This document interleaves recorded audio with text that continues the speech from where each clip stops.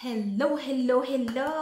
Ako na naman at ito na naman ako, yung may pinakasimpleng buhay sa Sweden. Ayun. So, ano bang topic natin ngayong araw na to? Hindi tayo magpapatumpik-tumpik pa.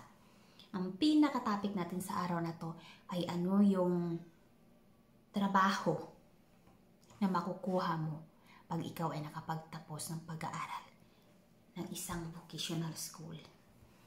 Isang vocational course. Marami sa atin ang siguro magsasabi na maganda ang buhay sa Sweden. Yes. Maganda po talaga. Maganda ang sahod. Kung i-convert mo sa Pilipinas. Kasi kung dito lang, yung sahod mo ay nasa mga 36 or 31 or 26,000. Kukunti lang yun. Pero kung sa Pinas mo yan gagamitin, panigurado, malaki na yung bahay mo. May bungalow ka na. May mga lote ka na. Kung ganun buwan-buwan ang ibibigay mo sa pamilya mo. At yun yung malaki kasi pagdating sa Pinas eh. Dito sa amin, maliit lang. Kung ang sweldo mo ay nasa mga 26,000. Bawas na yata yung mga tax nun. Magbayad ka pa ng mga kailangang bayaran. Tapos kung ikaw ay palautang, akala nyo ba, dito sa Sweden, may mga magagandang sasakyan, mga magagandang mga cellphone, yung iba dyan, utang yan.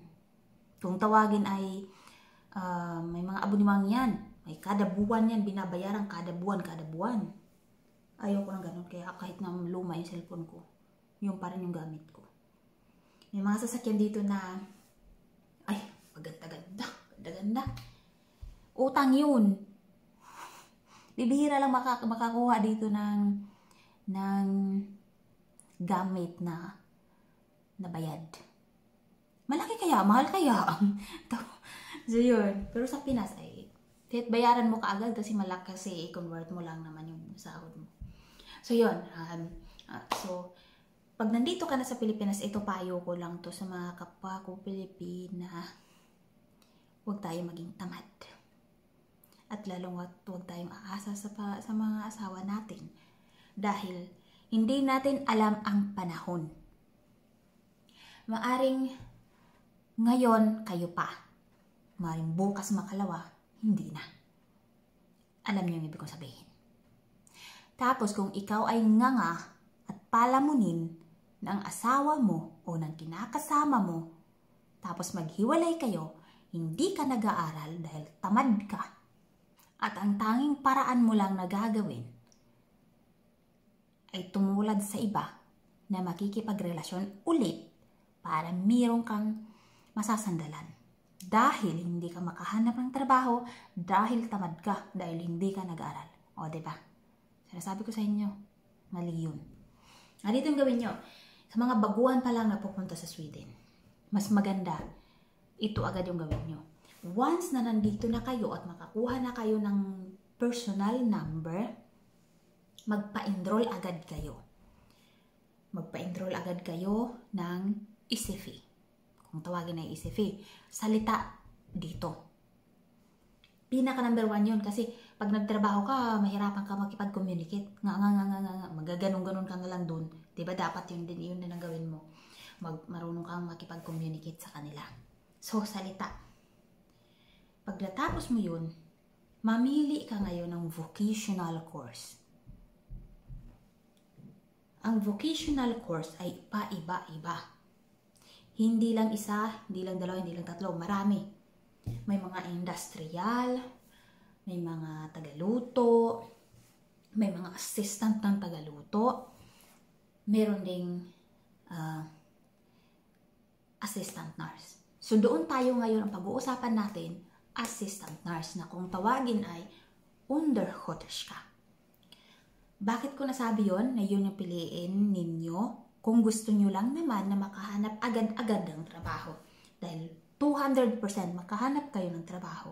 Kasi ganito, pag nag-aral kayo ng assistant nurse, tapos mag-UGT kayo. At habang kayo ay nag-UGT, pag nakita kayo ng inyong mga boss sa madami kasing pwedeng pag-ujitihan eh. Pwede yata sa hospital, tapos sa home for the agent. So marami, depends kung saan mo gusto. Ngayon, kung ikaw ay, halimbawa sabihin na lang natin, nag-UGT ka sa home for the agent. Nagustuhan nila yung performance mo bilang isang UGT, bilang isang estudyante at nag-UGT. Hindi ka pa tapos mag-aral ng kurso mo na yan, may posibilidad na magkakaroon ka na agad ng trabaho. Pwede nilang sabihin sa'yo na pwede ba pumasok ka na ganitong oras? Kung okay lang kasi yung magtatrabaho ay absent o di kaya nagkasakit. Labas yun sa OJT mo. Yun ay may bayad.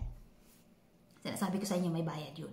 Yun yung tinatawag na extra income. Ngayon, habang ikaw ay nag-OJT at patuloy na nag-aaral, once na matapos mo yung pag-aaral mo at nagustuhan ka pa rin ng boss mo at nagustuhan ka rin ng mga kasama mo sa kung saan ka nag-OJT, sinasabi ko sa inyo, sila rin ang kukuha sa'yo.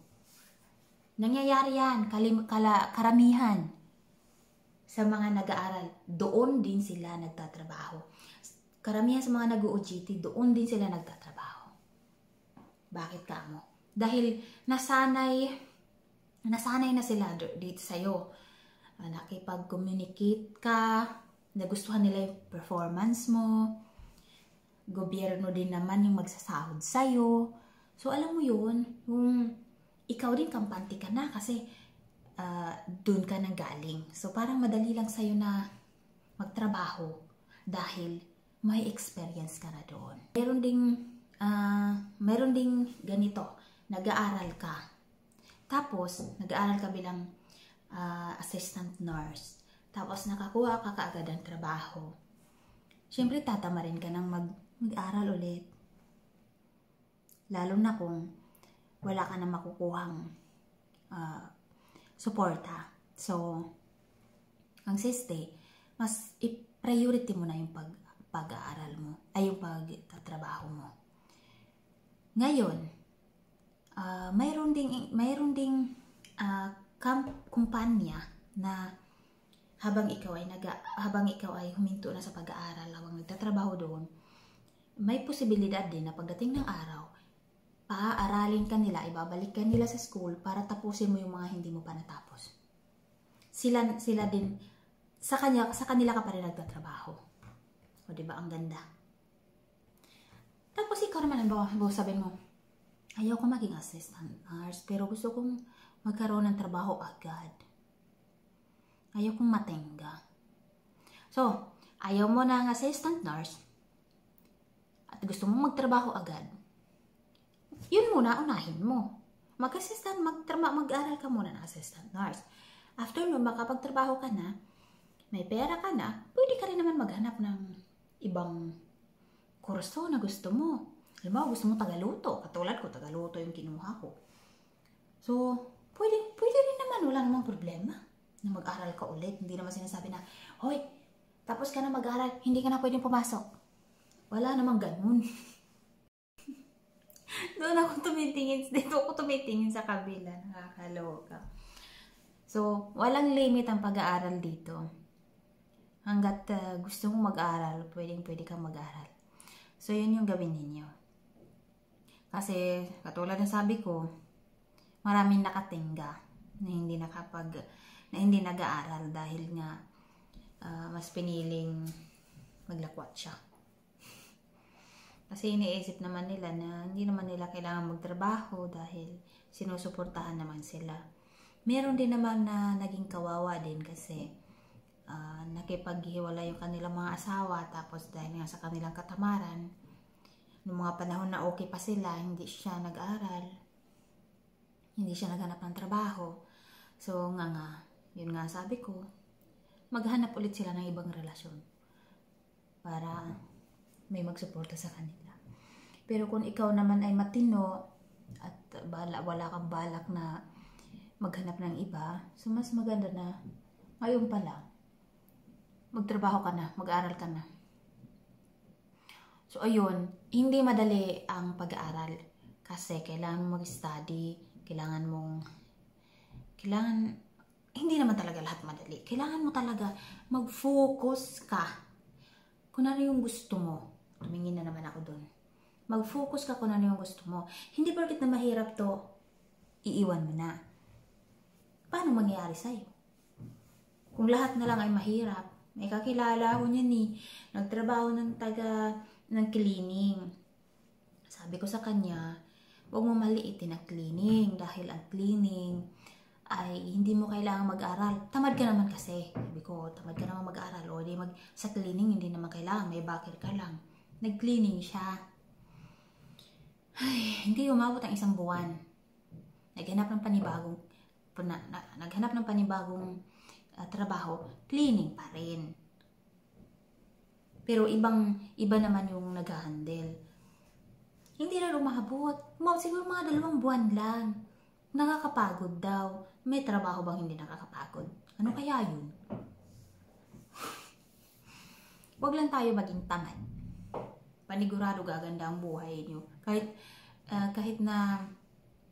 na yung mga trabaho hindi niyo gusto, basta maluwag sa puso niyong gawin, magiging madali.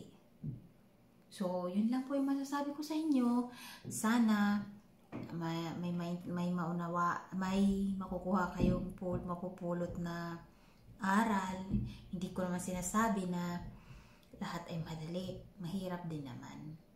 Pero ang sa aking pinupunto ay pagkatapos kung ano yung kurso, vocational course na makakahanap ka kaagad ng trabaho.